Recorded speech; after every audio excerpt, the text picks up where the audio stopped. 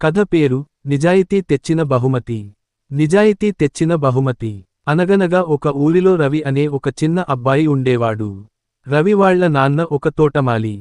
రవి చాలా పేదవాడు, కాని చాలా నిజాయితీ గలవాడు. ఒకరోజు రవి పాఠశాల నుండి ఇంటికి వస్తుండగా దారిలో ఒక పాత చర్మపు సంచి, వాలెట్ కనిపించింది. రవి దాన్ని తీసి తెరిచి చూడగా అందులో చాలా డబ్బులు మరియు ఒక బంగారు ఉంగరం ఉన్నాయి. రవి ఆలోచన. రవి ఆ డబ్బు చూసి ఆశపడలేదు. ఎవరో పాపం ఈ సంచిని పోగొట్టుకుని చాలా బాధపడుతుంటారు, దీన్ని ఎలాగైనా వారికి తిరిగి ఇచ్చేయాలి అని అనుకున్నాడు. సంచిలో ఒక చిన్న కార్డు మీద అడ్రస్ రాసి ఉంది. అది ఆ ఊరిలోని ఒక పెద్ద ధనవంతుడిది. రవి వెంటనే ఆ అడ్రస్ వెతుక్కుంటూ వెళ్ళి ఆ ధనవంతుడిని కలిశాడు. ముగింపు.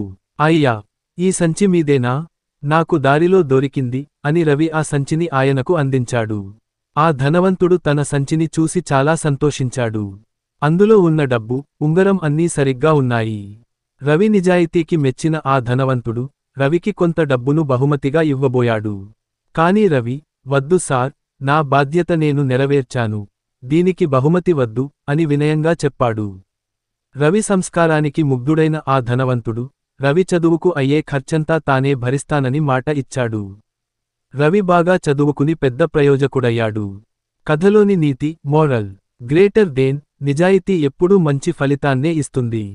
కష్టపడకుండా వచ్చే సొమ్ము మనకు ఎప్పటికీ సంతోషాన్ని ఇవ్వదు.